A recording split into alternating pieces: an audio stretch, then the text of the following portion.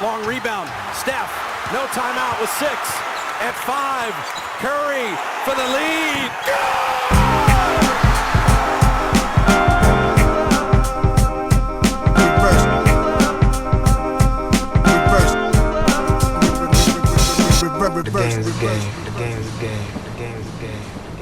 Always.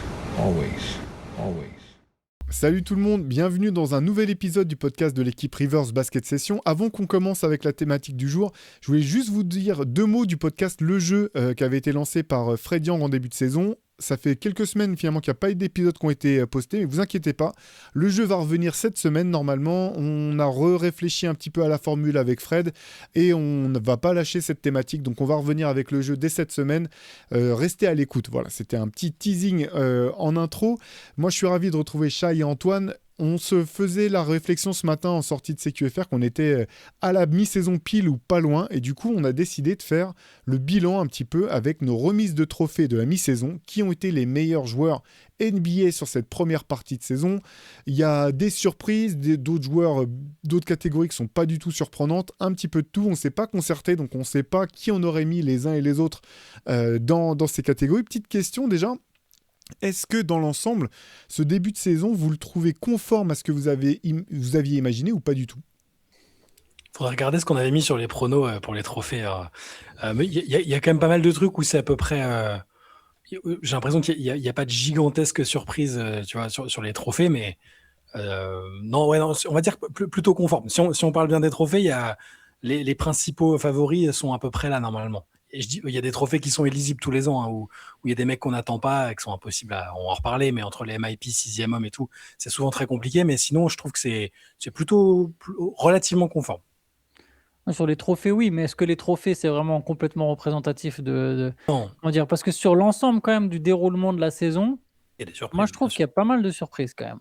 Je trouve, enfin, de surprises. Ou sur les équipes, dans, ouais. dans le déroulé, dans le scénario un petit peu de cette saison, voilà, la manière dont ça se dessine, les forces en présence, je trouve qu'il y a des choses, il y a des équipes que, en tout cas, moi, personnellement, j'attendais pas aussi haut, aussi vite. Il y a eu pas mal de choses. J'ai l'impression même qu'on a eu plusieurs saisons à une saison pour l'instant, alors que ça fait qu'une moitié de saison. Tu sais, il y a eu un peu les 25 premiers matchs du Thunder, puis, enfin, je sais pas, il y a la montée en puissance des Celtics. Il y a des équipes qui font plusieurs saisons dans la même saison, je pense à Miami, qui un coup attaquait à fond, maintenant a l'une des meilleures défenses de la ligue, mais met plus assez de points par rapport à tout en jouant très vite. Enfin bref, il y a plusieurs saisons dans cette saison, j'ai l'impression.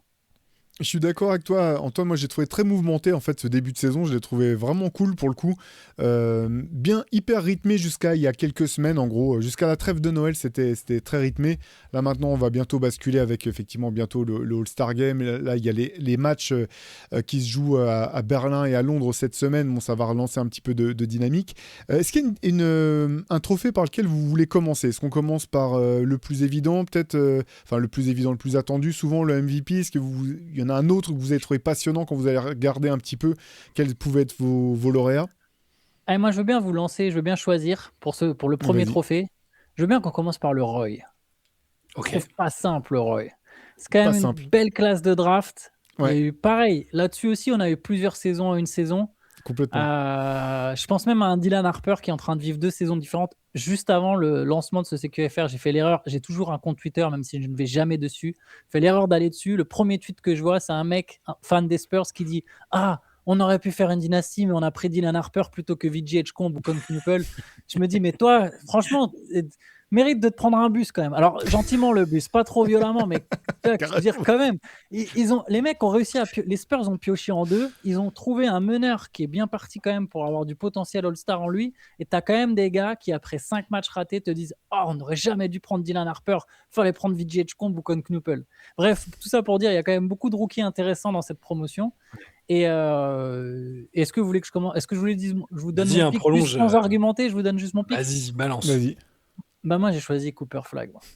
Pour moi, le meilleur rookie aujourd'hui, c'est quand même Cooper Flagg. Et c'est pour ça que j'aime bien commencer par cette histoire il y a tout plein de rookies, mais au bout du bout, tu regardes les trucs et tu dis « Ah, le meilleur, c'est quand même Flagg. » C'est marrant parce que moi, j'ai aussi Cooper Flagg. Et en fait, pour ce trophée comme pour les autres, je suis parti en me disant de toute façon, les trophées que je vais donner aujourd'hui, ça ne sera pas forcément ceux que je vais donner à la fin de l'année. Et tu vois, vu la dynamique, vous en avez parlé pas mal dans les CQFR, je me disais, de toute façon, vu comme c'est parti, ça va être Cooper Flagg le rookie de l'année. Mais là, c'est peut-être quelqu'un d'autre à la mi-saison. Et en fait, en regardant un petit peu, en comparant avec les autres rookies, je l'ai quand même mis rookie de l'année, en fait. Je pense quand même que c'est le meilleur rookie parce que ses stats sont de bonne ou de meilleure facture même que ses autres concurrents actuels. Que si on regarde parmi les deux meilleurs, je pense que c'est lui et Con Knuppel peut-être sur le début de saison. Voilà, finalement, ils ont les mêmes bilans, leurs équipes ont les mêmes bilans. Je pense que la pression sur Cooper Flagg était plus importante que celle qui était sur les épaules de Con Knuppel, que Flagg, finalement, il a plus dû se créer son jeu et se créer son... Enfin, il est arrivé dans un environnement où il y a plus de challenge, je pense, à surmonter que Con Knuppel. Donc moi aussi, j'ai mis Cooper Flagg. Je suis quand même un des gars qui défend Cooper, enfin pas qui défend, il n'était pas attaqué, mais qui voit Cooper Flagg le plus haut, je pense. Et pourtant, j'ai fait le raisonnement de me dire Cooper Flagg va être rookie de l'année, j'en suis quasiment persuadé. Par contre, si on s'arrête pile maintenant, c'est la première partie de saison de Con Knuppel, je la trouve incroyable et je trouve je pense que je voterai pour lui à l'instant T, en fait. Et Flagg va pour moi être le meilleur joueur des deux sans aucun souci. Et il va gagner à la fin, à mon avis, parce que sur l'ensemble d'une saison, l'échantillon nous permettra de dire il y a plus de playmaking, il y a plus de ça, il y a plus. Peut-être que les stats seront plus ronflantes même à la fin. Mais il y a peut-être le facteur surprise aussi, mais que Knuppel tourne à 19 points, 5 rebonds, un peu plus de 3 passes, un volume de tirs à 3 points, il a plus de 8 tirs à 3 points, c'est le mec qui en a mis le plus rapidement dans l'histoire de la NBA. Certes, on est sur une époque qui favorise ça. Je pense que je ne m'attendais tellement pas à ce qu'il soit aussi productif et efficace maintenant, et aussi régulier. Il ne manque pas de match, c'est toujours quasiment le meilleur joueur le plus stable de Charlotte. Je pense qu'à l'instant T, vu que c'était un peu la consigne que je me suis imposée, je voterai Con Knuppel. Mais je pense que Cooper Flagg sera rookie de l'année à la fin et que ce sera le meilleur joueur de cette QV à la fin. Et je pense même que Vijay Edgecombe, dont vous savez l'amour que je lui porte depuis longtemps, je pense que ce sera aussi un meilleur joueur que Knuppel à la fin. Mais pour l'instant, je pense que c'est lui le rookie de l'année. J'ai hésité pour tous les arguments que tu as donnés, Shai, j'avais hésité à mettre Knuppel. C'est vraiment le côté... tu vois, on en parlait il n'y a pas si longtemps que ça. J'étais dans des CQFR et je disais, ouais, je pense quand même Knuppel pour l'instant. Mais là, plus les semaines passent... Au final, là, Flagg, le truc où il est vraiment moins que Knuppel, c'est le scoring. Et l'ironie, c'est qu'ils mettent quasiment le même nombre de points par match. C'est ça. C'est 9.1 et l'autre à 18.9. Alors, ils sont dans des situations différentes, hein, mais j'ai l'impression qu'au scoring, Flagg, il n'est pas bien moins fort que Knuppel aujourd'hui. Après Knuppel, jamais j'aurais attendu pareil. Je trouve que c'est super surprenant, comme tu l'as dit, Shai, que Knuppel soit aussi fort tout de suite. Ça change beaucoup de choses pour Charlotte. Là, les Hornets, ils savent, on va reconstruire autour de Knuppel et Brandon Miller. Et Knuppel, d'ailleurs, c'est pas juste un shooter, c'est vraiment un mec qui sait mettre ses points. C'est un attaquant très intéressant. C'est peut-être même, je dirais même que c'est même un meilleur attaquant que Flagg. Par contre, Flagg, sur l'ensemble de son jeu, je me suis dit, quand même, c'est le meilleur, quoi. On vote le meilleur rookie. Allez, je pense qu'il est quand même le meilleur aujourd'hui, maintenant qu'il a vraiment pris le pli. Mais j'ai failli, pour tout ce que tu as dit, Shai, j'ai failli aller dans le même sens que toi. Mais Flagg va gagner, hein. Flagg va gagner à la fin, j'ai aucun doute là-dessus. Souvent, je me plante dans mes prédictions, mais je vais pas réécrire l'histoire. J'avais pas dit que Con Knuppel c'était mon gars, mais j'avais dit, je me rappelle en début de saison, que c'était celui qui m'intriguait le plus peut-être parmi les rookies de cette QV. Et comme vous, je m'attendais pas à ce que son départ soit aussi flamboyant. Sur le meilleur attaquant, c'est compliqué quand même là. Tu dis c'est le meilleur attaquant, Antoine. Je suis pas tout à fait tranché quand on voit là ce que Flagg fait en ce moment. Avec Dallas, je trouve qu'il y a quand même beaucoup de variété. Ce qui est sûr, c'est que finalement les points forts dans le scoring de Knuppel sont plus forts que Flagg en fait. Flagg, c'est l'aspect, et finalement il n'y a pas de secteur dans lequel il est vraiment mauvais à part l'adresse de loin jusqu'à présent. Il est bon partout, donc même dans le scoring c'est un peu pareil. J'ai l'impression qu'il peut faire un peu de tout, mais qu'il n'a pas vraiment ce go-to move ou ce point où il est élite pour l'instant. Mais sur le volume, je trouve vraiment intéressant. Et ce qui est intéressant, ce qui m'a fait basculer du côté de Flagg, c'est aussi En fait, je pense que tu as raison, Shai. Knuppel a été le plus régulier finalement. C'est-à-dire qu'il était bon du début à maintenant. Mais Flagg, il y a l'espèce de progression en fait, qui est en train d'arriver sur le dernier mois. J'ai l'impression qu'il a quand même passé un cap. Mais c'est...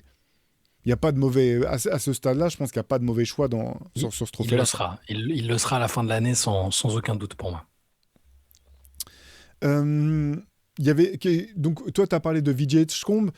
comme rookie, forcément qui t'a tapé dans l'œil. Tu as parlé vite fait, rapidement de Dylan Harper. Antoine, est-ce qu'il y a d'autres rookies qui vous ont impressionné sur ce début de saison? Ouais, quand même, c'est pas si mal finalement. Alors, on a dit que c'est une cuvée un peu particulière, mais moi, C'est une cuvée forte.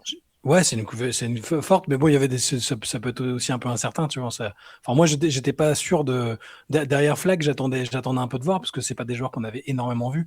Tu vois, genre Cedric Howard, je le trouve hyper fiable, très très bon. Derrick Quinn, malgré tout ce qu'il y a autour de lui et le trade qu'il a engendré, je trouve que c'est aussi un beau joueur de basket. Et puis des mecs moins attendus, peut-être, tu vois, Maxime Reynaud, par exemple, ce qu'il fait, c'est très bien au niveau de la production. Igor Demin, je savais pas trop à quoi m'attendre. Je trouve que c'est un vrai beau joueur de basket aussi. Et ça change aussi pas mal de choses pour les Nets. Ouais, alors c'est pas des gars qui peuvent pour l'instant prétendre et ils prétendront sans doute pas au titre de rookie de l'année, sauf catastrophe pour tous ceux qu'on a évoqués avant, mais c'est des joueurs que j'ai bien aimés, moi. Ouais. Il y a 12 joueurs qui sont à plus de 10 points de moyenne parmi les rookies. C'est quand même beaucoup. Ouais. Sachant qu'il y en a qui ne sont pas à 10 points de moyenne et qui ont quand même montré des choses intéressantes, comme Ryan Nembhard, comme Colin Murray-Boyles. Même Will Richard a eu ses moments avec les Warriors. Là, voilà, je vous parle de joueurs. Jazz Richardson, Kobe Sanders aux Clippers, même Zion James à Charlotte, Noah Penda. Voilà, là, je vous parle des rookies qui ne sont même pas à 10 points par match. Ryan Kalkbrenner. Dennis Jenkins qui a montré des trucs cool aussi avec les Pistons. Ouais. C'est un rookie, lui? Deuxième année, non? Je sais plus. Ouais, je crois que c'est Ouais, pas je sais un plus. Ouais, Je sais ouais, plus. ouais, c'est pas un Autant pour rookie, moi, c'est je pas crois que c'était un rookie Jenkins. Je vérifie en Je direct. vérifie En tout en cas, il a direct. pas Non, c'est beaucoup. pas un rookie, c'est sûr. Ah c'est non, pas pardon, je suis deuxième sûr année, que c'est autant pas un pour moi, deuxième année. Mais effectivement, il y a plein de bons joueurs. Même Caleb Love en sortie de banc avec Portland. Après, la plupart sont tous, enfin la grande majorité sont amenés de toute façon à être des role players, c'est logique. Mais c'est vrai que ceux qu'a cité Shai aussi, Coward, Queen, Hitchcomb évidemment, Fears, Trey La Fears, Johnson, ouais. Igor Demi, j'aime beaucoup aussi. Oui. Mm. Ouais, il y a Maxime Reynaud. C'est une cuvée très sympathique. Ouais, carrément, ça sera intéressant de les suivre parce que tu sens qu'il y en a qui ont du potentiel à développer, mais qui peuvent vraiment devenir des joueurs stables. Et en même temps, il y en a qui sont partis un peu vite. Et je suis curieux de voir s'ils tiendront sur la durée. Donc c'est une classe de rookie qui est sympa, en tout cas, qui sera cool à suivre. Allez, je vous propose choisis le deuxième trophée. Je vous propose qu'on parte sur les coachs de l'année.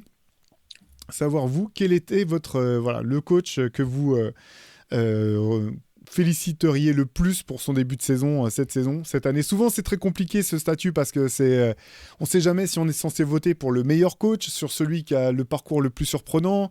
Voilà. Vous savez pour qui j'ai voté? Oui. Il y a J, après il y a B. Absolument. Ça fait 3 ans que je dis faut saluer son travail, c'est pas de sa faute, il développe bien les joueurs. Donc là, Bickerstaff fait premier de la conférence Est à ce stade de la saison, sans avoir tout le temps tous ses meilleurs joueurs à disposition, en pratiquant un basket que je trouve convaincant. Pour moi, je voterai pour lui. Ça veut pas dire que c'est le seul qui mérite. Il y a plein de coachs qui ont été à la fois surprenants et performants, mais si je dois choisir un nom à l'heure actuelle, je prends JB Bickerstaff. Moi, j'en ai nommé 3. Mais bon, faut en choisir un. Le tout premier que j'ai mis, c'est Bickerstaff. C'est Bickerstaff. Mais après, j'ai tout de suite mis celui de Joe Mazzulla. Moi, Et là, moi j'ai choisi Mazzulla, moi. Ouais. Et j'allais te dire, et après moi, mais bon, c'est horrible ce que je vais dire, mais c'est une part de subjectivité, pardon. Et c'est la subjectivité qui me fait dire Mazzulla. J'ai quand même noté Jordan Hott aussi. Bien sûr. Jordan Hott des Suns. Mais moi, ouais, par subjectivité. Je trouve que quand même, l'équipe, on se rend pas compte. Bien sûr, Jaylen Brown fait une très bonne saison, mais quand même, c'est pas que ça, quoi, Boston. Et pourquoi tu dis par subjectivité? Juste je suis curieux de savoir. Parce que j'aime beaucoup Joe Mazzulla, moi. J'adore Joe Mazzulla. Ouais, non, j'adore. Okay, il y a une part d'affect qui rentre en compte, en fait, dans mon vote là. C'est-à-dire que j'aimerais bien que Joe Mazzulla soit salué. Je me souviens des critiques envers Joe Mazzulla, envers soi-disant même son leadership à un moment. Coach jeune qui est arrivé, à qui on a reproché un temps son manque de leadership. Alors évidemment, il a évolué lui aussi. C'est plus le même qu'il y a 2 ans, mais quel coach! Je trouve que c'est un coach incroyable. Et il a une philosophie. Et en fait, Boston gagne parce qu'il y a une philosophie de jeu et il y a une identité, quoi. J'ai l'impression que là, les Celtics, ils pourraient faire des trades à la deadline dans le but de dégraisser et ils auraient quand même une équipe compétitive.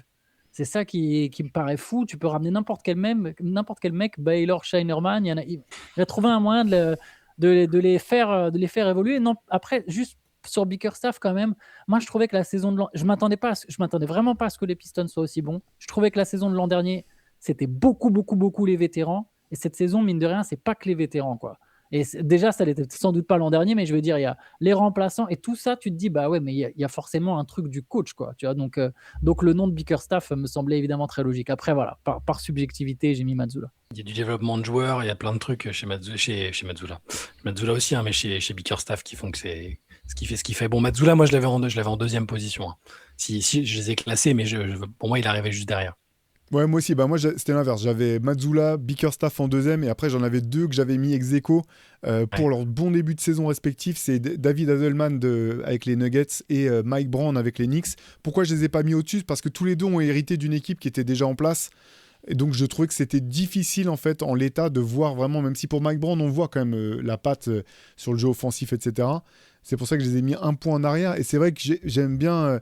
ce que j'aime bien avec Mazzulla, ce que je trouve impressionnant, voilà, il est parti avec une équipe. Quand on avait dit en début de saison, quand on avait fait nos pronostics, j'ai fait pour les Celtics le même pronostic que pour les Pacers. Je me rappelle, j'avais dit, soit ça peut bien se passer et ils vont être corrects, soit si ça se passe mal, ils pourront vite activer la carte tanking. C'est ce qui s'est passé pour les Pacers. Et par contre, les Celtics, même dans scénario optimiste, je ne les voyais pas faire un aussi bon début de saison. Et ce que disait Antoine, je partage à 2000%. En fait, il a eu cette énorme chance. C'est une énorme chance, mais qui peut parfois te jouer des tours sur l'image que tu laisses. C'est d'avoir cette équipe des Celtics qu'il a emmené jusqu'en finale de conférence. C'est ça, un finale de conférence Ils ont fait finale de conférence avec lui avant d'être champion. C'est ça, je ne me rappelle plus. La finale perdue, c'était avec Ime Udoka. Il récupère l'équipe derrière. Mais donc, il a récupéré une énorme équipe. Derrière, les attentes étaient... Ah non, ils gagnent, pardon. Finale de conférence. Ils éliminent les Sixers. Oui, non, après ils perdent contre Miami, mais ils éliminent les Sixers après avoir été menés 3-1. Ouais, c'est ça, exactement. Et du coup, en fait, il est parti pour faire un petit peu, tu sais, comme un autre coach que j'adore, c'est Eric Spoelstra, où finalement, quand Eric Spoelstra fait toutes ses finales avec le Heat, il n'y a même pas une fois où tu as l'impression qu'il est dans les considérations pour coach de l'année, parce qu'on se dit, ouais, mais il a déjà une équipe énorme, blablabla, et finalement, le mec a jamais été coach de l'année. Maintenant, je pense qu'il s'en fout un petit peu de ce trophée. Et Mazzulla était parti un peu sur les mêmes bases, j'ai l'impression, où de toute façon, il a déjà été champion NBA, il a eu une saison, comme tu le disais, Antoine, où il était très contesté. Et le côté personnalité, c'est pas un gimmick, en fait, pour Mazzulla, c'est un vrai truc, et je pense que c'est le genre de coach pour lesquels les mecs sont prêts à se battre, en fait. Et il y a des matchs que tu vas chercher en saison régulière parce que tu vas aller les chercher pour ton coach parfois. Je pense que ça a un vrai impact au-delà des aspects stratégiques, techniques. C'est assez intéressant de voir la manière dont les Celtics s'entraînent aussi. On en parlait un petit peu avec Fred dans le jeu. Alors maintenant, c'est très à la mode. Il n'y a pas que les Celtics qui font ça, de mettre changer un petit peu la manière de s'entraîner, mettre beaucoup de prise de décision dans tout ce qui est fait, que ça soit du tir, que ça soit du jeu de contre-attaque, etc. Et Mazzulla, il a fond là-dessus. Donc je trouve ça vraiment intéressant ce qu'il fait avec Boston. Je croyais que tu avais parlé du fait qu'il mettait des bruits de flingue pendant les entraînements pour les mettre sous pression, mais non, c'était un truc plus réglo. Moi, j'avais un autre nom à vous soumettre parce que je l'ai mis 3e. Je l'ai mis sur mon podium et aucun de vous deux l'a cité. Moi, j'ai mis Darko Rajakovic. Je trouve qu'il fait une super saison avec les Raptors, qu'il y a un style, il y a une personnalité, il y a une façon de jouer sans avoir un effectif incroyablement talentueux. Lui aussi, je trouve qu'il maximise vachement les joueurs, ça les développe bien. C'est un coup de cœur parce que je le trouve à la fois complètement barré comme plein de ses mentors de Serbie. Il parlait plein de fois de Pezic et compagnie, et à la fois il a aussi d'expérience NBA maintenant parce que ça fait pas mal de temps qu'il est là. J'adore comment il parle de ses joueurs aussi. Il est possédé quand il parle de Scottie Barnes. T'as l'impression que c'est Michael Jordan. Il y a plein de choses au-delà du fait que c'est un très bon coach, que les Raptors sont au-dessus des attentes. Moi je l'ai mis 3e pour récompenser ce bon début de saison aussi. Ça se mentionne. Moi, j'avais mis Jordan Hot. Je trouve que très, très fort la culture qui est en train de s'installer, alors c'est aussi dû à Dylan Brooks, au changement, à Colin Gillespie, un peu à tous les Suns, mais je crois qu'à chaque fois que je prononce son nom, je vous demande comment ça se prononce. Mais bref. Mais tout à fait d'accord aussi sur le coach des Raptors, dont je n'oserais même pas essayer de prononcer le nom. Alors, t'as eu des coéquipiers serbes, tu vas pas nous le faire. Rajakovic, c'est peanuts pour toi, ça va. Ouais, Rajakovic, oui, c'est vrai, ça va. Allez, pour le prochain, je vais prendre je vais choisir de manière unilatérale, mais je vais te lancer, Shai. Je voudrais qu'on parle de vos favoris pour le trophée de MIP. On se demande pourquoi tu m'as choisi, tiens. Non, Ouais, parce parce qu'en fait, qu'il faut savoir que le joueur dont ils savent évidemment que j'ai mis le nom en premier, depuis sa draft, j'arrête pas de dire que je pense que ça va être un super joueur NBA, que j'espère qu'il tombera là plutôt que là, bref. Donc ça va expliquer pourquoi c'est moi qui commence avec celui qui est a priori favori des bookmakers aussi, hein, donc c'est pas une lubie personnelle. Deni Avdija des Portland Trail Blazers qui fait une première partie de saison qui est assez extraordinaire en fait. Il y a, je pense, tous les critères. Il coche beaucoup de cases pour ce trophée d'MIP qui est toujours un peu compliqué à jauger. J'ai même fait une session il y a quelques jours pour expliquer que moi je mettrais un trophée de la révélation d'un côté et du MIP de l'autre, parce que progresser et arriver sur la scène ou avoir les spotlights sur soi pour la première fois, c'est un peu différent. Avdija, il est là depuis quelques années. On a vu que c'était un joueur qui avait du potentiel, hein, sinon il ne serait pas encore en NBA. Par contre, là, la montée en régime, elle est impressionnante. Il a changé de statut à Portland. Au niveau statistique, je ne sais pas si vous avez vu, mais pareil, j'en ai parlé dans un article aujourd'hui sur Basket Session, mais il y a 7 joueurs sur les 35 dernières saisons NBA qui ont fait... Alors, l'échantillon, c'est 39 matchs. Hein, on s'est arrêté quasiment à mi-saison. Qui ont atteint au moins 1000 points, 250 rebonds, 250 passes. Et tous les autres, à part Avdija, c'est que des monstres sacrés ou des joueurs incontournables de la génération actuelle. Donc, il y a Kobe, James Harden, Westbrook, Jokic 3 fois, Doncic 6 fois, LeBron 10 fois. Et donc, Deni Avdija, qui est sur des bases extrêmement élevées. Il a peut-être encore un palier à passer, je pense. Hein, on va voir si Portland arrive à jouer les playoffs. Mais la manière qu'il a eu de progresser et de porter un peu Portland m'a conforté dans la confiance que j'avais dans ce joueur-là. Voilà. Et puis 25 ans, c'est pas un joueur qui est vieux du tout. Hein. Ouais, il a encore beaucoup d'années devant lui. Je l'ai mis aussi évidemment en MIP, hein, sans aucune surprise. Je crois que je vous avais dit une fois que j'avais vu un post. Tu vois, les rares fois où j'ouvre Twitter, c'est de la folie, où je voyais des candidats au MIP, il y avait écrit Keyonte George, les favoris, Jalen Johnson, et qu'il n'y avait pas Deni Avdija. Mais je me dis, mais comment tu peux l'oublier? C'est presque même pour une fois qu'on a une course au MIP qui est très claire, qui est sur toutes les définitions. J'aime pas ce trophée, hein, je l'ai déjà dit plein de fois.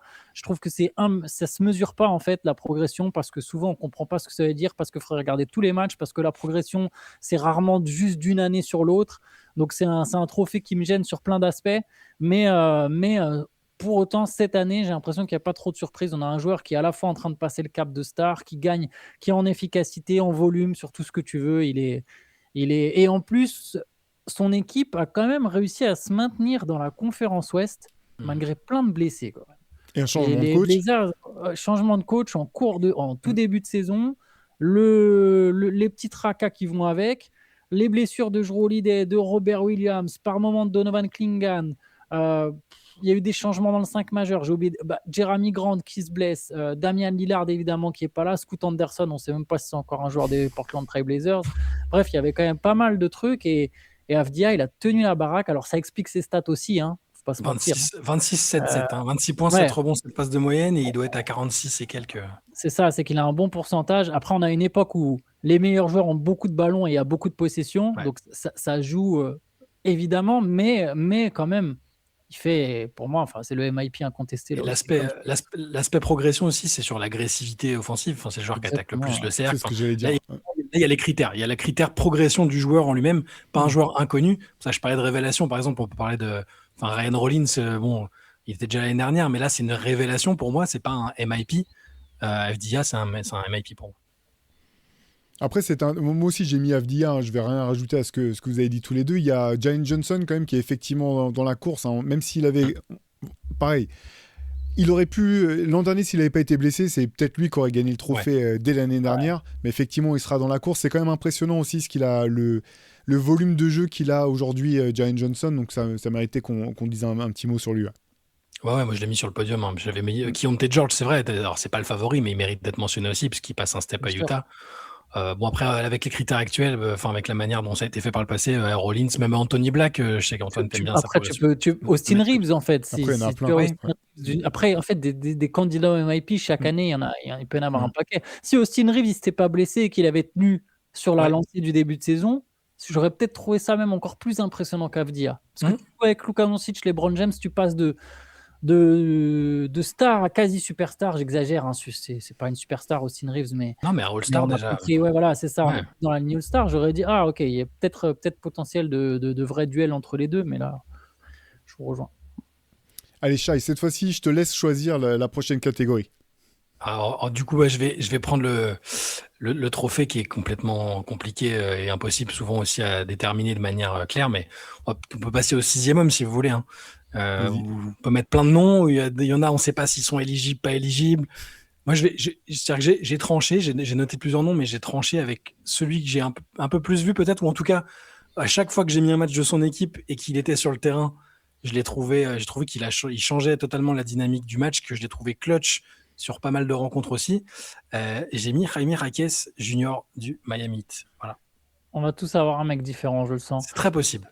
Pour moi, c'est un mec des Spurs, mais pas celui auquel vous pensez. Pour moi, c'est Keldon T'as Johnson. mis Keldon Johnson. Moi, je l'ai ouais. aussi. Je l'ai aussi.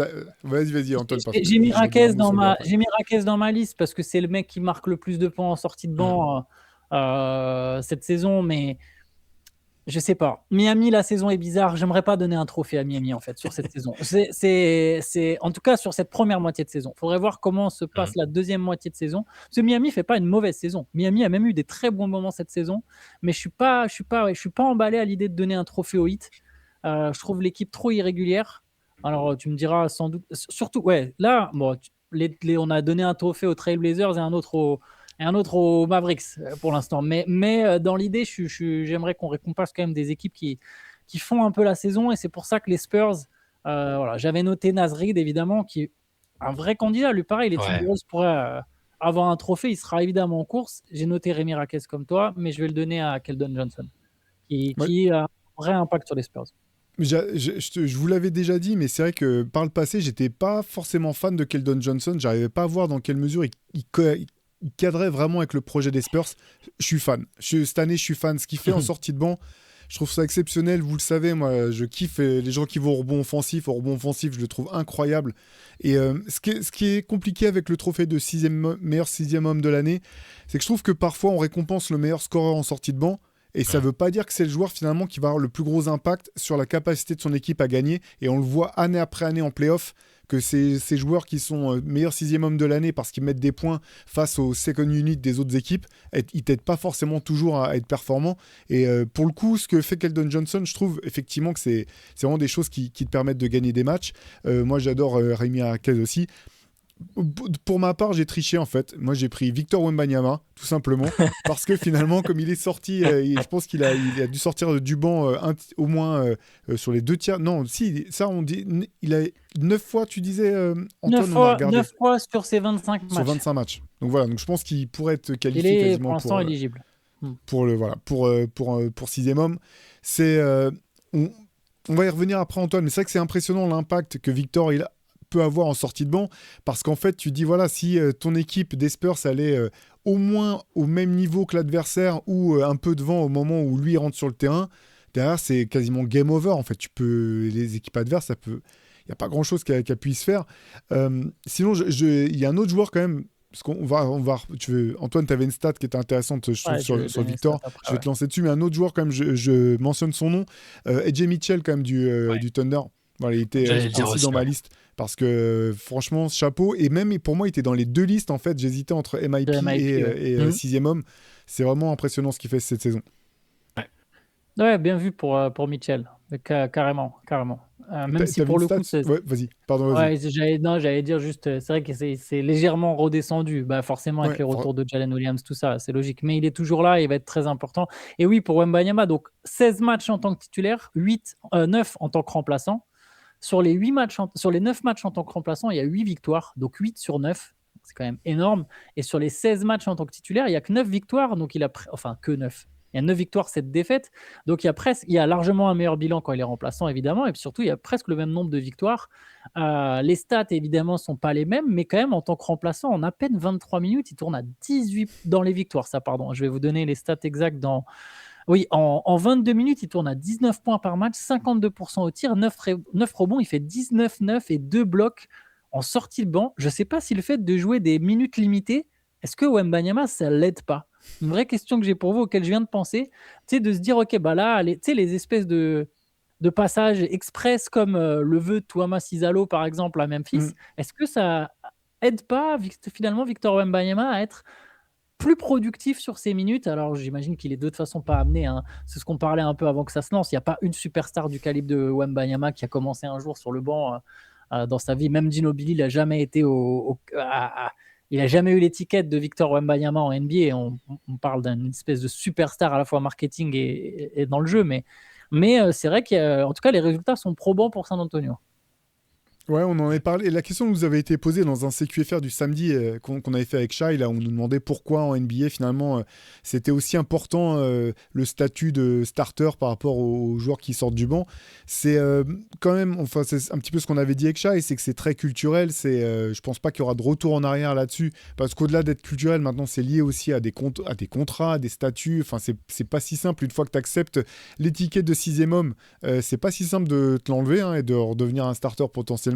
Mais c'est intéressant quand même, je trouve. Voilà, les Spurs, finalement, quand Victor est revenu, ils auraient pu le mettre dans le 5 aussi. Ils auraient pu faire le choix de se dire bon, bah, il va commencer les matchs et on va avoir le même nombre de minutes redistribué un petit peu différemment. Et je trouve ça intéressant quand même de voir l'impact qu'il a pu avoir. Maintenant, je suis pas sûr qu'on le reverra souvent sortir du banc, effectivement, quoi. On n'a pas tranché, on a un différent chacun, juste, je tiens à vous le dire. On a Keldon Johnson, Wembanyama ou Rémi Raquel. Après, moi, j'avais Keldon Johnson en 2. Alors, est-ce que si toi, tu as un classement, Antoine, est-ce que tu... Toi, t'as mis qui, Antoine? Keldon Johnson. J'ai mis Keldon Johnson devant Rémi Raquez. Donc, j'ai Rémi Raquez en 2, tu vois. Et Théo, ça marche comme toi, en fait. Théo a mis Victor. Alors, on peut demander à Théo lequel il mettrait des deux, tout simplement. Comme ça. Vu qu'il a mis Victor, qui sera probablement pas éligible à la fin. Entre Raquez et Keldon Johnson, ouais. Ça, c'est pas simple. Moi, je serais partant de mettre Keldon Johnson. J'adore les deux, hein, mais c'est vrai que, ouais.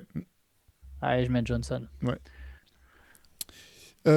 Allez, Antoine, je te laisse la main. Là. Il nous reste quoi? Il nous reste défenseur de l'année, meilleur défenseur de l'année. Bah, on peut peut-être enchaîner sur celui-là. Je sais pas ce que tu en penses. Ouais, défenseur de l'année, c'est très bien. Très bien, dur, d'ailleurs. Et celui-là aussi cette année. Là. Ouais, bien compliqué parce qu'on est à mi-saison, donc on fait sur mi-saison. Ouais. Oui. Wembanyama a joué 25 matchs. C'est assez, non? C'est assez finalement pour être. C'est 25 sur quoi? Sur 40, ouais. C'est quoi? 65 sur 82? Si, nous, je pense qu'on va dire que c'est assez pour qu'il soit, que nous on le considère en tout cas. Oui. Ouais, voilà, parce que du coup c'est Wembanyama pour moi. Mais et encore, je trouve le vote peut-être un peu simpliste, mais. Moi, j'ai pas mis Wembanyama. Je vais laisser Wembanyama. Ok, d'accord, intéressant. Bah, après, j'avais Rudy Gobert juste derrière. Mais allez, je vous laisse. Bah, moi, j'ai mis Rudy parce que Rudy a joué 39 matchs en fait. Et parce qu'il fait à nouveau une excellente saison. Il y a une stat qui est assez folle. Avec Rudy Gobert sur le terrain, les Wolves ont la deuxième meilleure défense de toute la ligue. Sans lui, ils sont la 30e défense de toute la ligue. Son impact est monstrueux comme toujours. Et moi, j'ai favori. Voilà, effectivement, je pense que si en fin de saison, là, c'est le type de trophée où en fin de saison, si Victor joue suffisamment de matchs, bah, mon choix ira à Victor pour meilleur défenseur. Mais vu la différence du nombre de matchs joués sur le début de saison, j'ai pris Rudy, moi. Ouais, mais moi aussi, là, j'ai mis Rudy pour les raisons que tu as évoquées, Théo. Hein, il fait vraiment une super saison. Encore la fin, Minnesota est un peu sublimé défensivement, comme d'hab, par sa présence. Par contre, j'ai vraiment beaucoup hésité et pas avec Victor. Alors, je suis peut-être un peu biaisé parce que je les ai regardés récemment et donc vous avez vu notamment avec le fait que je mentionne Rajakovic que les Raptors, là, j'ai un petit soft spot pour les Raptors en ce moment. Je trouve que le niveau défensif de Scottie Barnes cette année, il est incroyable. À chaque fois que je le vois, parce que faut voir le contexte aussi. Le contexte joue aussi dans la réflexion, je trouve. Hein. Scottie Barnes, il joue sans. Donc les Raptors là, ils sont top 5 défense pour l'instant. Il joue sans pivot de vraiment titulaire de métier expérimenté pour la moitié du temps parce que Poultl il est tout le temps blessé. Là, il n'a pas joué depuis un certain temps. Et en même temps qu'il est excellent en défense, Barnes, c'est aussi le moteur de l'attaque pour moi. C'est-à-dire qu'il fait tellement de choses que je trouve que c'est hyper louable d'être aussi fort et impressionnant en tout cas d'être aussi fort en défense sur l'homme, dans plein de situations de jeu. Je le trouve impressionnant. Donc je vais pas le mettre numéro 1 là, à l'heure actuelle et je pense pas qu'il sera à la fin. Je sais même pas s'il sera sur le podium, mais ça m'est venu tout de suite. Je me suis dit le joueur qui m'a le plus impressionné défensivement cette saison avec Rudy, mais on s'habitue un peu au niveau d'excellence défensive de Gobert quand même. Ça fait pas mal d'années qu'il a. Il peut être son 5e titre de meilleur défenseur. peut-être pour ça d'ailleurs qu'ils vont hésiter à lui donner, parce qu'on sait que c'est pas le plus Mm. populaire des joueurs en NBA, que ce soit auprès des joueurs ou auprès des médias. Donc ça sera intéressant à la fin de voir. Déjà, je pense que si Victor est éligible, il va gagner. Je pense aussi. Mais... Juste pour essayer de défendre Victor un petit peu, même si je suis entièrement d'accord à l'argument de Théo là, sur les 39 matchs, Victor, pour le coup, il n'a pas joué qu'avec les titulaires, contrairement à Gobert, parce que le on-off, c'est un peu comme Jokic à l'époque du MVP. Si ton banc il est éclaté en défense, le on-off il est monstrueux en fait.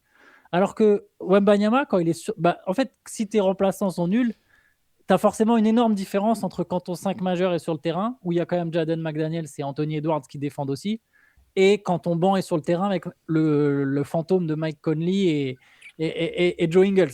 J'exagère un peu, Joe Ingles, il joue pas, mais vous m'avez compris. Parce que la vérité, en fait, ta stat là, elle est tout aussi vraie pour les Spurs. Le avec et sans Victor Wembanyama, il est monstrueux. Ouais, bien sûr. Sauf que la différence, c'est que Wembanyama, il n'a pas que joué avec les titulaires, quoi. Et quand Wembanyama est sur le terrain, les Spurs ils ont la deuxième meilleure défense de la ligue en prenant 102 points sur 100 possessions. Ils auraient l'équivalent de la meilleure défense de la ligue. De loin, aujourd'hui, la meilleure défense, c'est OKC, ils en prennent 104. Donc avec Wembanyama, les Spurs, c'est 102. Et les Spurs, sur l'ensemble de la saison, c'est 112. Ils ont quand même la 111, pardon. C'est quand même la troisième meilleure défense sur l'ensemble de la saison. Mais donc 102 avec Wembanyama, 111 en tout, en comptant ses minutes et celles où il n'est pas là. Donc juste, voilà, ça c'est juste, j'aurais mis ces petits arguments sur Wembanyama. Mais je suis... Gobert était tout de suite mon deuxième nom. Et je reconnais que Gobert, sur le nombre de matchs joués, est tout le temps là. Et il est le pilier de la défense des Timberwolves, qui est encore une fois l'une des meilleures défenses de la ligue. Je conteste pas du tout sur le fait qu'effectivement, tu sais, si Victor avait manqué moins de matchs, je me serais même pas posé la question, je l'aurais mis aussi meilleur défenseur. Mais c'est vrai que je pense que les joueurs qui sortent du banc des Spurs sont meilleurs défenseurs que les joueurs qui sortent du banc du côté des Wolves aussi. C'est clairement vrai. Donc voilà, après, c'est là, t'as raison, le on-off, il faut le prendre avec des pincettes. C'est juste qu'en fait, dans le cas de Victor comme dans le cas de Rudy, la différence, elle est tellement monstrueuse. Il faut se rappeler de ce que c'était la défense des Wolves avant l'arrivée de Rudy aussi, quoi. C'est que c'était pas du tout... le jeu n'était pas orienté comme ça. Et je pense que dans le cas d'Anthony Edwards, tu notais qu'il défendait, et c'est vrai. Ce qu'on demandait qu'il fasse depuis qu'il était rookie, et il a quand même fallu l'arrivée aussi de Gobert pour qu'il se mette à défendre et à devenir un très bon défenseur aujourd'hui. Voilà, il a cet impact-là diffus qui est quand même, moi je trouve impressionnant. Après, on aime ou on n'aime pas le joueur, le personnage ou pas, je peux l'entendre. Par contre, son impact défensif, il est impressionnant, et je trouve qu'il est... Autant l'an dernier, j'avais un peu l'impression qu'il baissait de pied dans ce domaine, finalement, qui était peut-être moins impactant que par le passé. Autant cette année, je le trouve vraiment à nouveau excellent, Gobert. Effectivement, si Wembanyama joue suffisamment de matchs pour être considéré, je pense que c'est lui qui ira chercher le trophée. Mais s'il manque trop de matchs, Wembanyama, je suis vraiment curieux de voir si c'est ce à quoi tu faisais allusion, Shai, et ceux qui votent. Comment ils jugeront Rudy Gobert? Est-ce qu'ils auront à cœur de le mettre potentiellement en situation d'être considéré comme le meilleur défenseur de tous les temps? Parce que c'est pas loin d'être ça. Sera le premier à 5-10 points. Ça va leur faire mal aux fesses à certains, je peux vous le dire, je pense. Vous pensez qu'il l'aura? Vous pensez justement, si on essaye de répondre à cette question, je pense que l'impact est tel que je serais curieux de voir qui pourrait aller le chercher sinon, quoi. Parce que j'ai pas l'impression que, tu vois, tu notes Scottie Barnes, c'est super intéressant. J'ai pas l'impression qu'il y a un troisième candidat qui sorte vraiment du lot comme c'était tu vois, Draymond Green, on peut pas aller plus dans cette catégorie-là. Est-ce qu'il y a un autre joueur comme ça qui est... Il y a Holmgren qui est Holmgren. Non, Holmgren, c'est le favori. Holmgren, pour les bookmakers, ouais. Et Bam, Rudy et Bam même Adebayo, pas... c'est ça. Il y a Holmgren, Victor, Bam, Amen Thompson, Draymond Green, Scottie Barnes et Van Mobley. Non, mais eux, ils ont craqué, eux. Faut regarder chez en fait, je la capte même pas là. Faut regarder chez les bookmakers en fait. Là, chez les bookmakers, t'as regardé là. Mais sur lesquels Ça dépend lesquels. Vas-y Théo. Non, avec ce trophée, en fait, ce qui est compliqué, c'est est-ce que tu juges la capacité d'un joueur... En fait, c'est un petit peu comme pour les attaquants, en fait. C'est est-ce que tu regardes ses capacités individuellement en 1 contre 1, finalement, à tenir son duel, ou est-ce que tu juges, finalement, son impact global sur l'ensemble d'une rencontre? Parce que Amen Thompson, j'adore, il est incroyable.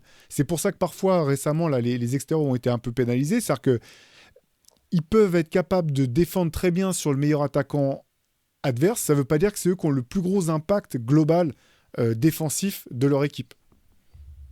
Ouais. Je viens de trouver un autre site où Rudy est troisième derrière Holmgren et Wembanyama. Ouais, moi pareil, enfin, là, Holmgren est favori. Il y a Rudy et Victor qui sont à peu près à la même hauteur. Et puis derrière, les noms avancés, on les imagine pas. Alors ouais, Barnes est assez loin, donc bon, je pense que c'est Comment peut-être Evan que j'ai été Mobley, biaisé Draymond par. Green, extrêmement Ouais, il y a du là-dedans. Cason Wallace, Derrick White. Derrick White, c'est pas mal hein, aussi. Avec la bonne saison de Boston, il aura des votes, je pense. Mais oui, là vraiment la situation où Victor serait inéligible à cause du nombre de matchs, ce qui peut totalement arriver. Ouais. Et Rudy contre peut-être Holmgren, si on imagine qu'OKC va continuer comme ça et que lui va jouer ses matchs. Ouais, je serais curieux de voir. Et ce serait, à mon avis, ce serait abusé que ce soit pas Rudy qui gagne. S'il est sur la même teneur là, sur le même niveau de jeu défensif, ce serait vraiment abusé quand même. Et moi, Si Holmgren. j'adore Vas-y, Chet vas-y. Holmgren, mais j'ai l'impression que c'est un peu la dynamique inverse de Rudy quelque part. C'est-à-dire que dans le sens où Rudy, finalement, les mecs qui sont pas très bons en défense peuvent se dire je vais monter en intensité parce que si je suis battu, de toute façon, il y a Rudy qui est derrière qui va combler les trous. Alors qu'Holmgren, il bénéficie aussi de l'excellente défense de tous les joueurs extérieurs qui enchaînent. Oui. Donc, bon. J'aime bien Holmgren, hein. Je capte pas pourquoi il est favori pour le C'est- Deepoy. Hein. Je trouve que c'est vraiment. En fait, mais c'est souvent le problème des trophées. Ils se disent meilleure défense, joueur le plus visible sur les dur. stats Et en fait, il y a défensivement. trop de matchs, plus personne ne peut voir tous les matchs. Non. Mais Mm. tu regardes un peu quand même, c'est dur de mettre Holmgren meilleur défenseur. Par contre, ça serait très ironique si Holmgren, en plus d'avoir une bague avant Wembanyama, venait avoir un Deepoy. Putain, ouais. Je vous propose qu'on vote Rudy, même si on est Ouais. Oui, bien sûr. Vas-y. Il nous en reste plus qu'un, hein, c'est ça? Je me trompe pas? Après, j'en ai deux petits à vous proposer, moi, qui sont pas dans la liste des trophées. Ah, vas-y. C'est juste surprise et déception. Mais on peut Vas-y, faire vas-y. le, Non, vas-y. faire le MVP d'abord, hein, si vous voulez. Non, c'est bon, on se garde le MVP pour la fin, vas-y. Très bien. Moi, je vous propose, par exemple, la surprise de la saison, que ça peut être une équipe, un joueur, tout ce que vous voulez. C'est dur d'en retenir qu'un.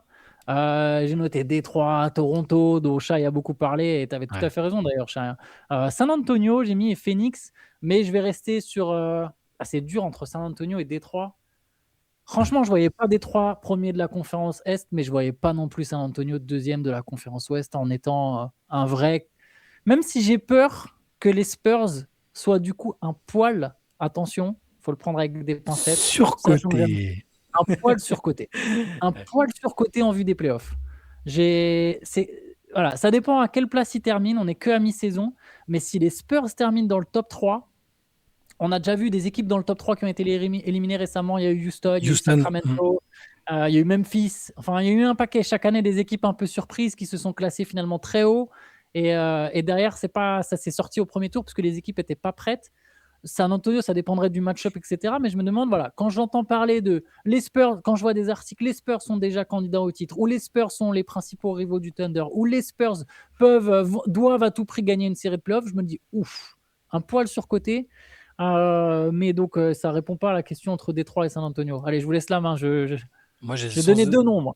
Sans hésitation sur l'équipe Détroit, parce que pas pour la bonne saison, mais tu m'aurais dit là, 12 janvier, Détroit, ils ont quoi, 3-4 victoires de plus que le deuxième, 3 victoires de plus que le deuxième New York. J'aurais pas cru. Et la manière avec laquelle ils ont gagné les matchs aussi, avec vraiment beaucoup de maturité, de sérénité et tout ça, pour moi, c'est la vraie. Enfin, c'est quoi ces révélations? Non, c'était quoi l'intitulé?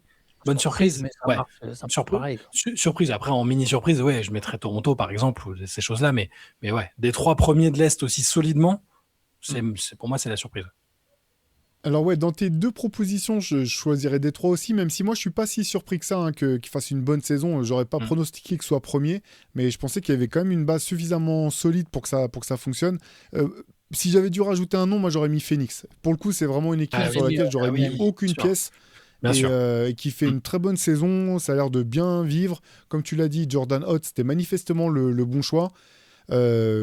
Voilà, là, à l'heure actuelle, là, je revérifiais le classement. Ils vont faire le play-in, à l'Ouest. Non, mais même pas ils vont faire ça du tout, quoi. Ils vont faire le play-in. Hein. Ah bah, le play-in, ils sont quasiment. En fait, j'exagère. 11 victoires d'avance. Qualifié, mais presque, quoi. 11 victoires d'avance sur les Clippers. Quasiment sûr d'aller au moins au play-in. C'était pas du tout garanti. Au-delà du fait de ce qu'on disait ce matin, qu'ils sont devant Houston, ça non plus, c'était pas. C'est une surprise aussi, hein, avec le prêt de trade de KD. Non, c'est vrai qu'on n'a pas mentionné Phoenix. Pour moi, c'est peut-être encore plus gros hein, comme surprise que Détroit, comme ça. Et t'en avais un deuxième, Phoenix plutôt ou Détroit? Non, Détroit quand même. Mais Et sur le le- côté et le- impressionnant, Phoenix. Après, j'avais dans la liste des 4, j'avais dit Phoenix, mais effectivement, après, j'ai rétréci à 2, mais effectivement, Phoenix pouvait. Et ensuite, en déception, alors là, j'ai dit, moi, par exemple, j'ai mis Cleveland, Clippers, Atlanta. Euh, les Clippers, c'est tellement évident. Les Hawks, je suis pas si surpris, personnellement. Et allez, ouais, non, mais c'est les Clippers. La réponse, c'est les Clippers, mais je suis tenté de mettre Cleveland. C'est marrant parce que j'ai pas la même réponse du tout. Ouais. Moi, Ouais, moi j'ai Clippers, arrêté de croire aux pas grand Clippers chose. il y a 5 ans que je crois plus jamais aux Oui, Clippers. Donc, Après la dernière blessure de Danny Manning, Théo, il a dit c'est bon. Oui, c'est vrai. Non, mais c'est vrai. Non, mais à ce point mauvais. C'est à ce point mauvais, quoi. ça change À rien ce pour moi. point mauvais, c'est catastrophique. Non, mais je comprends. C'est juste que j'avais aucune attente pour les Clippers en fait. Donc, je suis pas si surprise. Tout dépend en fait des attentes. La déception vient du niveau d'attente qu'on avait. J'en avais aucune pour les Clippers. Mais par contre, moi c'est plutôt les Hawks en fait, parce que je continue de pas vraiment comprendre pourquoi ça a pas marché avec Trae Young. Je trouve qu'il n'y a pas de raison objective qui font que c'était autant une galère quoi. Donc moi pour moi c'est plus Trae Young et les Hawks la grosse déception parce que j'y croyais à cette équipe. Moi, je manque peut-être d'objectivité. Du coup, je suis plus affecté par les mauvais résultats de certaines équipes dont j'attendais plus. Mais Orlando, forcément, le classement me déçoit, la manière me déçoit. Plein de choses qui me déçoivent. Ils sont pas largués en soi. Hein, et d'ailleurs, Atlanta non plus. Peut-être que la deuxième partie de saison les verra monter plus haut. Mais pour moi, ça se joue entre Orlando et Atlanta parce que j'en attendais plus. Je crois que dans les pronostics début de saison, j'avais dit que les deux pouvaient être top 4 sans aucun souci, que ça me surprendrait pas, et que j'attendais peut-être même ça. Donc bon bah alors Orlando est pas trop loin, mais ouais, je vais mettre Atlanta aussi quand même parce que moi aussi j'ai du mal à capter pourquoi ça marche pas. Il y a eu la stabilité qui réclamait Snyder après son arrivée. Donc il y a ce coach qui est quand même référencé, qui a fait de bonnes choses, il y a de la qualité dans l'effectif. J'ai beaucoup de mal à saisir aussi, donc je mettrai Atlanta. Allez, va pour Atlanta. On peut rester. Moi, Atlanta, juste, je suis un peu moins surpris. Voilà. J'avais dit qu'entre Détroit, Orlando et Atlanta, il y en aurait au moins une de ces trois équipes-là qui allait se planter. Finalement, il y en a deux qui sont en train de passer un peu à côté, et c'est celle que je voyais le moins briller qui finalement est en train de briller. Et chapeau aux Pistons. Mais c'est vrai que le Magic, tu as raison, hein, 22-18, finalement, ils ont le même bilan que les Cavs. Compliqué. Je dirais que, allez, ils ont le truc des blessures. Même si c'est une excuse un peu facile, je vais leur donner le truc des blessures. Les Hawks, c'est chaud quand même d'être à un bilan négatif. Après 41 matchs, tu es à 20-21. Franchement, c'est comme tu l'as dit, Shai, hein, tu as très bien dit sur Quinn Snyder. Hein. Il voulait de la stabilité.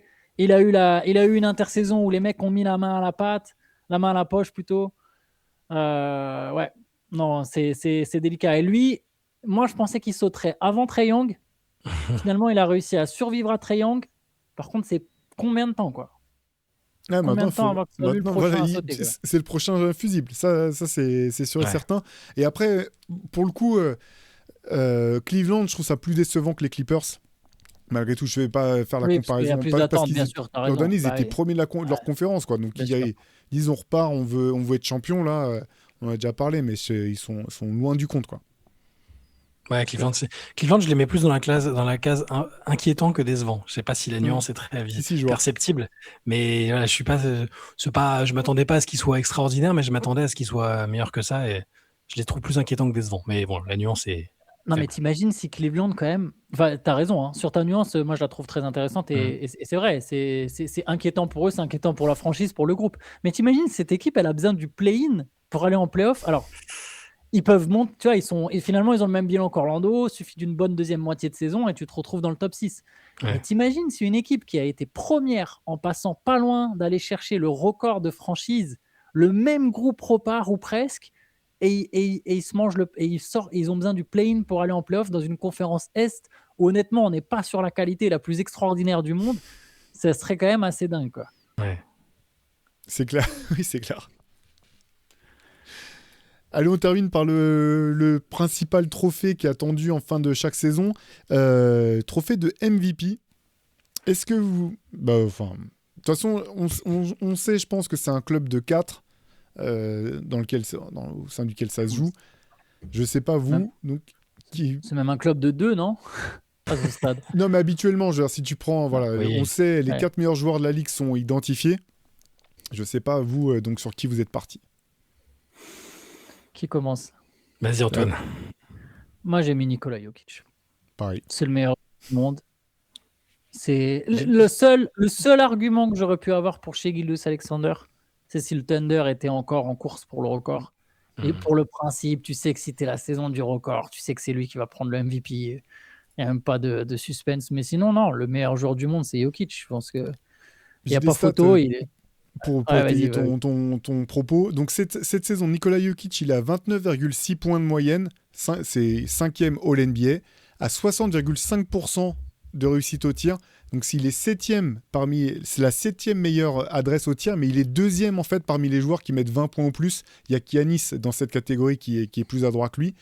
Il est à 43,5% à 3 points, 85,3% au lancer franc, 12,2 rebonds, meilleur rebondeur de la ligue, 11 passes, meilleur passeur de la ligue. Efficiency, il est premier et il a 10 points d'avance sur le second, qui est Luka Doncic. Il écrase la saison d'un point de vue statistique, c'est monstrueux.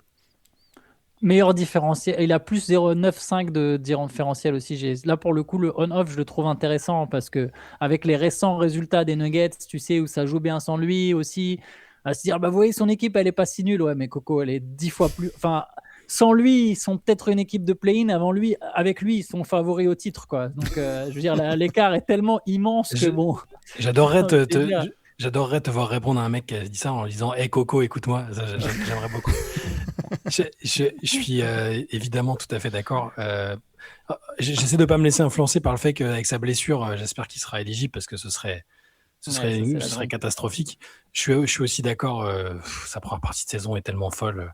Et là, et jusqu'à un certain point, SGA aussi était. Ça reste extraordinaire aussi, hein, mais Jokic, ça dépasse l'entendement.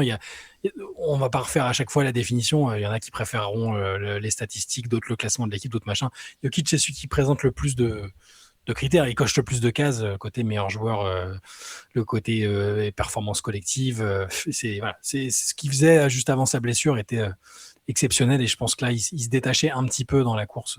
Il aurait fallu maintenir le rythme dans tous les cas. Il faudra maintenir le rythme parce que tu as des mecs comme Shai, notamment, qui, lui, on sait qu'il est stable et c'est sa force. Je sais que s'il y a une fenêtre de tir, si l'autre il est blessé ou si l'autre il a un coup de mou, tu sais que Shai, il y a pas un match ou deux par-ci par-là, il shootera un pourcentage très élevé. Il aura un taux d'efficacité extraordinaire aussi. Donc c'est pas joué d'avance. Mais je pense quand même que s'il atteint le nombre requis de matchs, il sera MVP cette année. Ouais. Je peux vous donner les stats de Shai parce qu'elles sont effectivement Moi, je l'avais mis exceptionnelles. Hein. deuxième. Je l'ai dans mon petit Ouais, bah ouais, classement. ouais. Voilà. Ouais, bah ouais, pareil. J'avais Shai juste derrière. Il a 32 points par match, 54% au tir, 39% à 3 points. La progression de cette saison pour Shai, très intéressante. 88% au lancer, 4 rebonds, 6 passes, plus 11 lui aussi, énorme plus-minus. Le Thunder a gagné les 2 matchs qu'il n'a pas joué, mais bon, il n'en a manqué que 2. Shai, c'est vrai que pour Jokic, tu as bien fait de parler de l'éligibilité parce que pour l'instant, il est à 32 matchs joués. Sur les Nuggets en ont joué. Les 40, Nuggets non. en ont joué 39. 39. Donc il en a raté 7. Mais à l'issue de sa blessure, il se peut qu'il soit à 16 ou 17 ratés, quoi. Ce qui est fou, c'est que cette règle d'inéligibilité là, elle va pénaliser des mecs qui servent fiables jamais d'habitude. du load management, quoi. Tu vois, c'est-à-dire qu'en Jokic, fait, elle a été instaurée pour lutter contre le load management. Et en fait, potentiellement, des joueurs que ça va pénaliser, c'est des mecs qui, eux, auraient joué, en fait, qui ont juste vraiment été blessés. Et... Enfin, bref. D'ailleurs, si Jokic est inéligible, est-ce que vous pensez que si Jokic et Wembanyama sont inéligibles, est-ce que c'est pas le moment vraiment de remettre en question cette règle? Il n'y a pas Si, un bien sûr. il y a pas un mec qui a été nommé MVP Mais ils le feront. en étant tous les 65 matchs. Je crois qu'il y a une exception dans toute l'histoire, un truc comme ça. Même Embiid, quand il est élu MVP, il en a joué 66.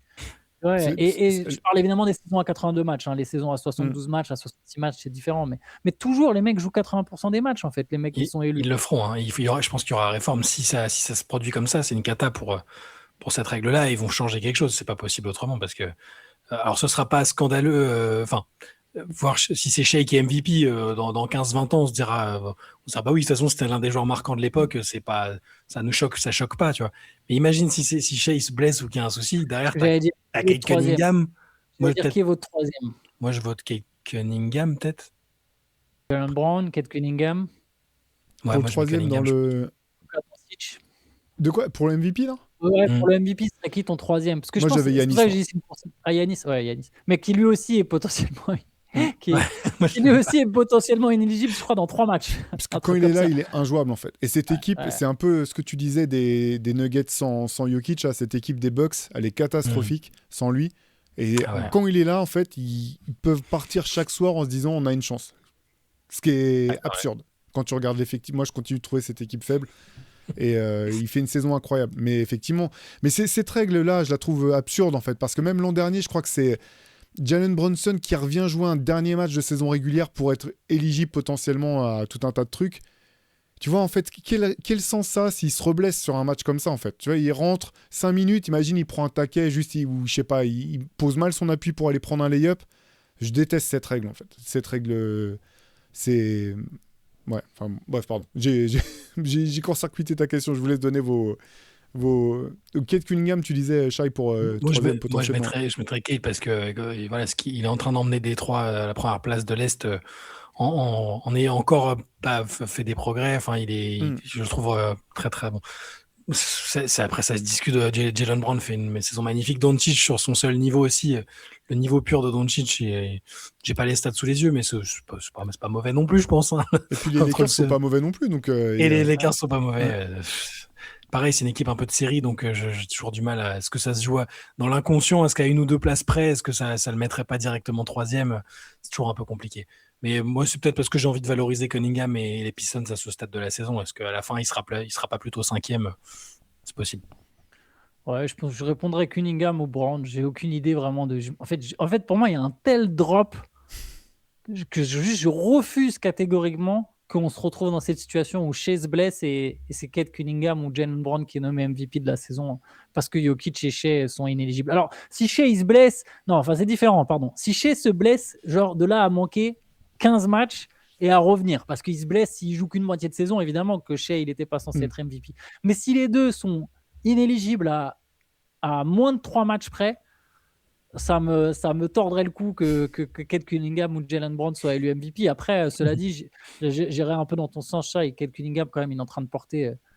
Les Pistons ont gagné 4 des 5 matchs qu'il n'a pas disputés au passage, pareil. Je ressors aussi cette stat-là, mais bon, c'est lui, il fait tout. Il est l'engin des Pistons, il est le moteur, il est le créateur en attaque, il est le meilleur joueur de cette équipe, il est le patron de cette équipe.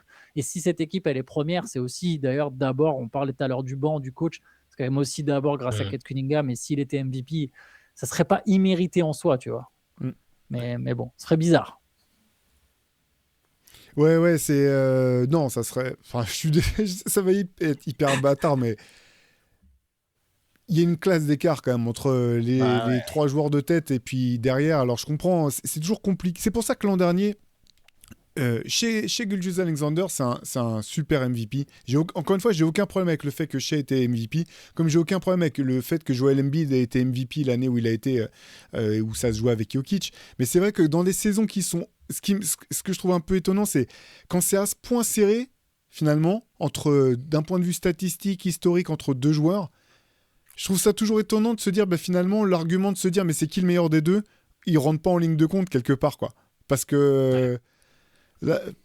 peut-être que je me leurre, hein. Je veux bien croire que je sois biaisé, tu vois, par rapport à l'impact de Nikola Jokic dans le jeu, mais j'aurais du mal à ce qu'on m'explique que c'est pas le meilleur joueur du monde depuis 4-5 ans maintenant. Donc Kate Cunningham, sa saison elle est super, tu vois, et effectivement tu peux être MVP sans avoir été le meilleur joueur du monde à un moment. L'histoire est pleine de gens peut-être qui ont été MVP sans avoir été le meilleur joueur du monde à un moment, mais c'est toujours un peu étrange, quoi, pour moi.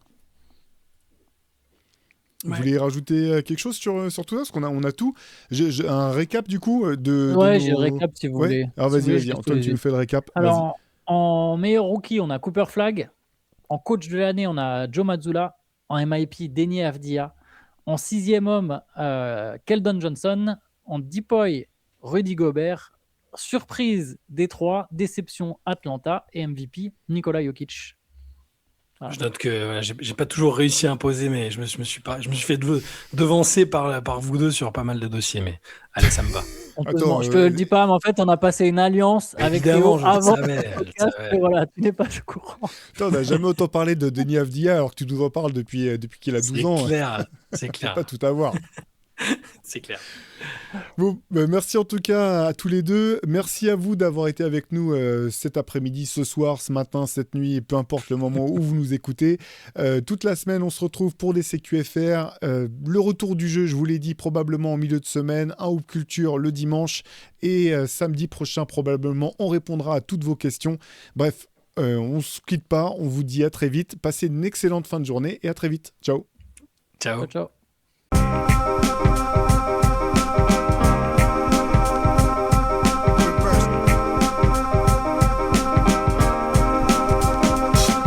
Game is out there, and it's either play or get played.